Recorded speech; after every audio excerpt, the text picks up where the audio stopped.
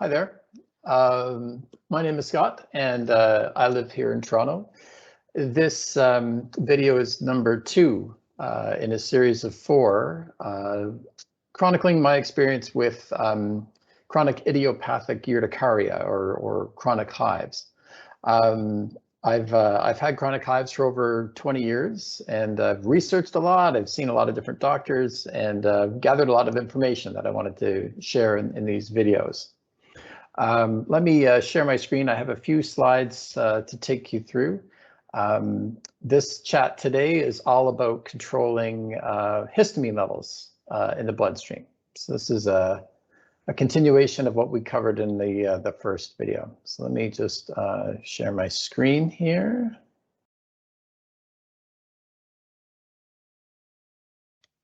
Okay. So yeah, so as a quick recap, this is me. This is photos taken at different times in my experience with the hives over the last 20 years. This is, you know, someone who has completely idiopathic hives, so no cause. I'm otherwise a healthy guy, but you can see it's obviously something that that I've had pretty severely over the years. I've tried every treatment in the book. I've tried the antihistamines, Zolar, everything. Nothing worked for me. So I had to come up with strategies that you know, to get myself into remission without using the medications, because they just didn't work in the end. So I'm going to take you through what I did to reduce histamine levels. As with all these videos, take it with a grain of salt. This is purely just my personal experience. I don't have any medical background or training. This is just purely a lay person's perspective. But hopefully there's something in here that helps you. I'm also going to mention a few products and books and things in these videos. None of this is anything that I'm commercially tied to. They're just things that I felt were helpful. So let me jump in. In the first video, I laid out a framework for understanding hives a little better. I found in my experience that it was all about managing histamine level on one side and managing your reactivity. And there's different foods that will really bring up the histamine level, sorry, in your bloodstream. And those periods where your histamine level is higher than your reactivity threshold, that's where you really get hives. So so that framework I cover in detail in the first video. I think the title on that video is A Framework for Understanding Chronic Hives. That's part of this same channel if you want more information there. This video is basically centered on lowering the histamine level. You know, ultimately what you're trying to do is create a gap between the histamines in your bloodstream and in your body in general and how reactive you are. That gap gives you that relief. That's you know, that's where you're in remission. So widening that gap. Today's chat is all about reducing histamine levels. So basically just targeting that lower part of the graph. How do you bring that down so it's not peaking over and getting into your reactivity zone? So this is all about reducing histamine. So there were several things that I did. I think really important to mention right off the bat that I don't have any allergies. So all my life I've been able to eat whatever I wanted. And even in the periods where I get into remission with hives, I can return to eating whatever I like. There's no allergies really at play here.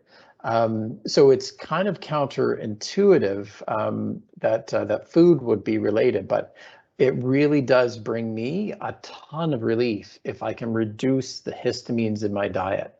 And really, you know, focus on that as part of my road to recovery. Some foods contain a lot of histamine.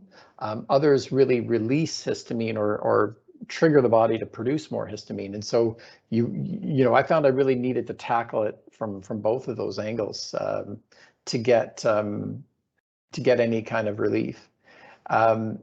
The first thing that I did was probably the most obvious, in that I just removed any high histamine foods from my diet. And this isn't easy to do because they're quite prevalent, especially in the foods that I would consider to be more enjoyable. So foods that go along with, a lot of social activities tend to be in this category, which is really a shame. But it really does work. There's a link here. This is a Swiss research group that publishes a white paper that basically, based on their testing, covers the histamine levels in foods. And it actually tells you what foods are high in histamine, but also what foods cause the body to release histamine. I put the link in the slide, on the last slide. I'll also include it in the description of this video. But this was a huge resource for me as I was going through this experience. This is it's probably about 8 pages long, and it covers both foods and food additives that are in food. Really, really useful. It tells you, gives you the lay of the land, but it's based on testing data. So there's a ton of articles out there. If you research around histamine intolerance and things, there's a ton of resources, but those articles tend to be pretty incomplete. And they'll say, well, avoid these 5 foods. Well, there's a bazillion foods that, if you're going to be strict on this and really see the results of reducing histamine in your diet, you really need to have a good list to work from. So this was an awesome resource. So I didn't eat anything that contained histamine or triggered histamine, even if it was small amounts. I went very, very strict. So I used that resource, nothing that was listed on that list as containing histamine. The next thing was Nightshade Vegetables, and this is something I just found in my research. These are sneaky because some of these foods don't contain a lot of histamine, but for whatever reason, they do aggravate hives, and it's well documented in the literature. When you start looking through, there's definitely a connection here. So I avoided Nightshade Vegetables altogether.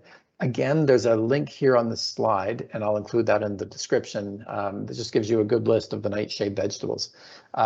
This isn't as long a list. This is pretty easy to manage, but you kind of have to commit them to memory and avoid them. There's both Nightshade Vegetables and fruits, so I'll give you that link. Foods that are high in salicylates. I don't even know how to pronounce this. Salicylates, I guess.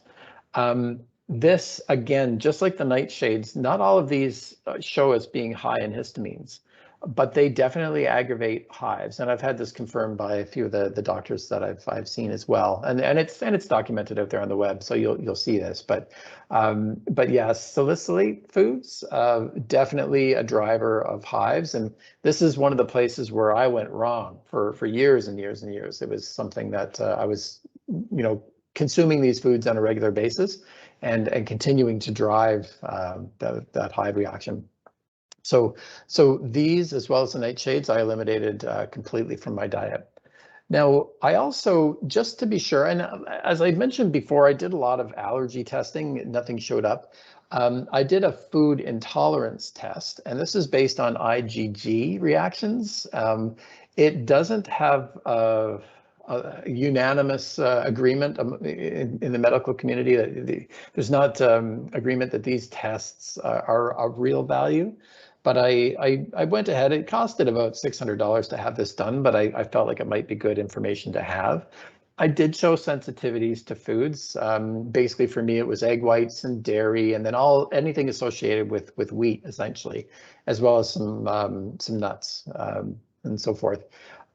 Everything that turned out to be on this list is already on the other lists that I just mentioned, the high histamines and salicylates and so forth. So it was already food that I was avoiding. And these are all foods that I eat routinely when I'm in remission, and by the truckload. I mean, I love cheese and bread and nuts and things. So I mean, I'm eating all these things pretty routinely. So so I don't really know if there's any material value to this, but I mention it because I did very specifically avoid these foods. So that was on the list as well, but as I said, pretty much covered in the other things. So I don't know if it's a value, but it's something I did do, so worth mentioning.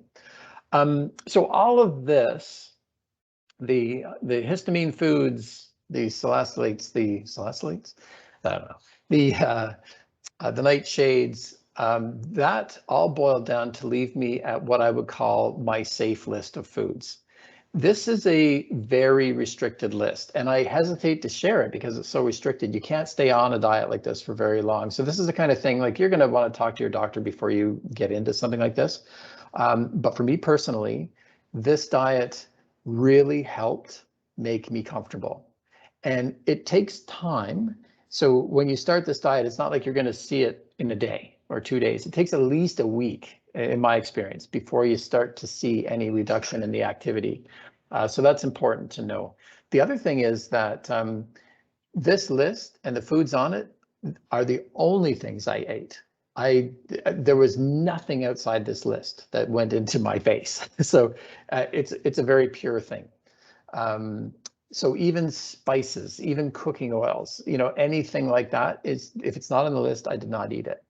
So starting with the meat side of things, and I'm not a vegetarian myself, and I believe this diet would be harder to do, but I certainly have a deep respect for the people that have chosen that.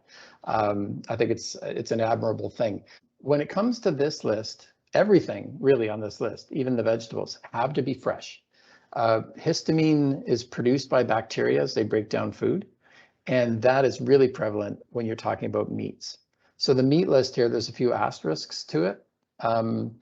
Anything meat has to be really super fresh. So I've indicated here lamb, chicken, duck, turkey as meats.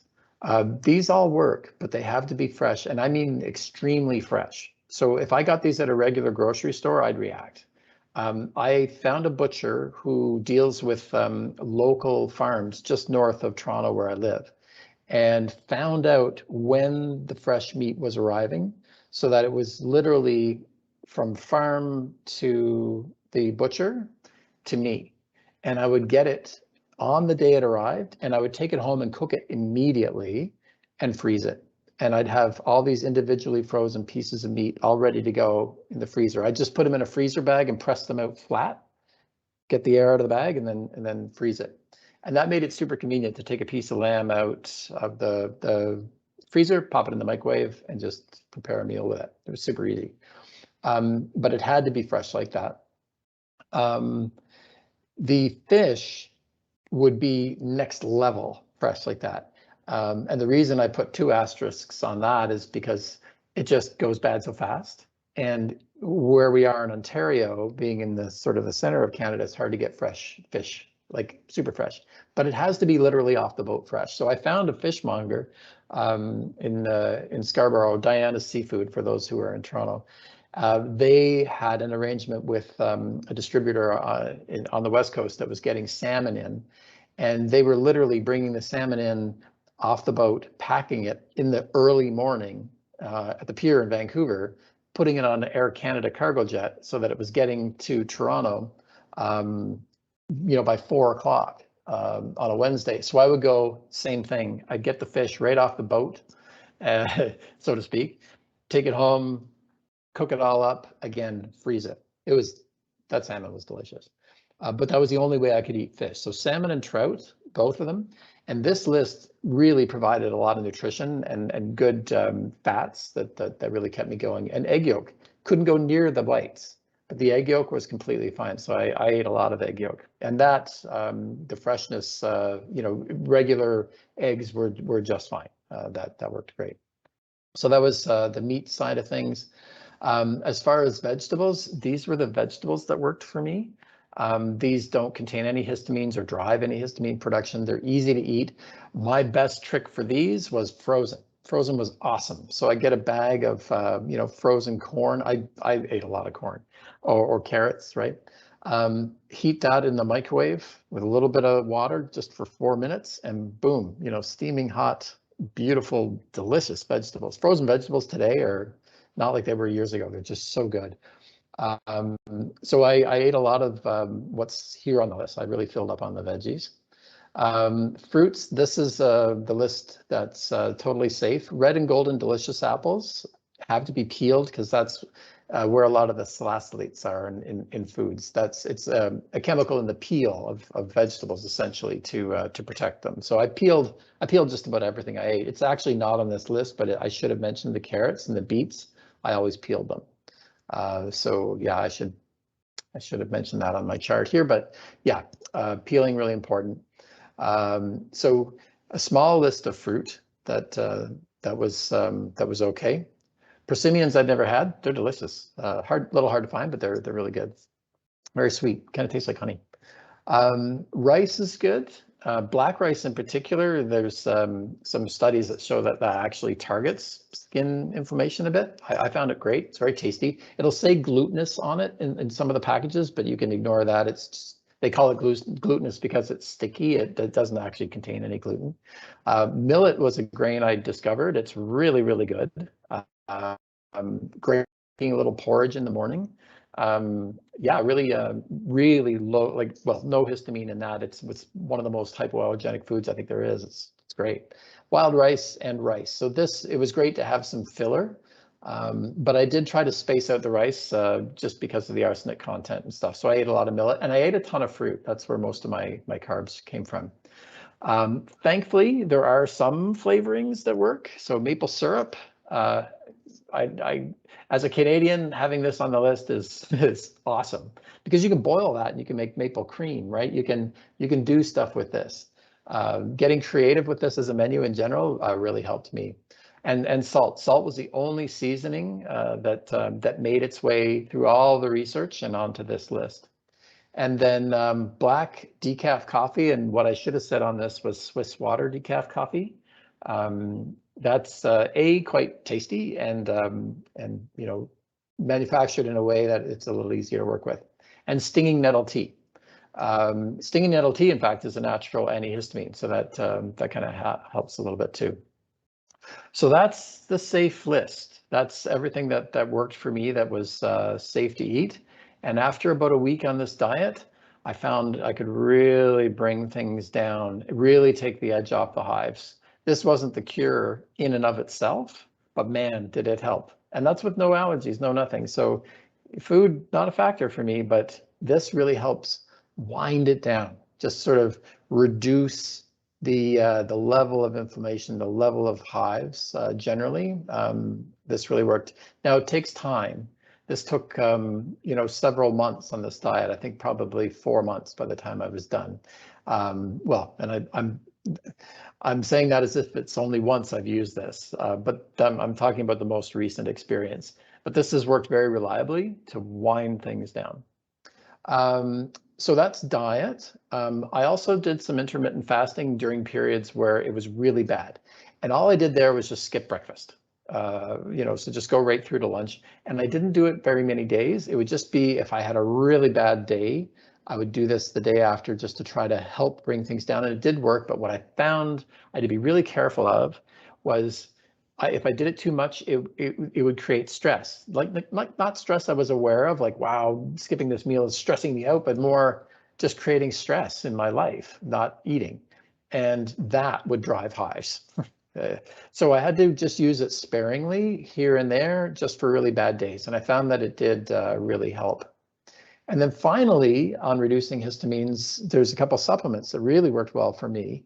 Quercetin on the right, this is a component of the bodily enzyme that breaks down histamine. So it helps your body, it basically supports the processes by which your body breaks down histamine. So I found this supplement really effective. That was on the advice of a naturopath here in Toronto, in Brant, Ontario. And they were, they were very helpful.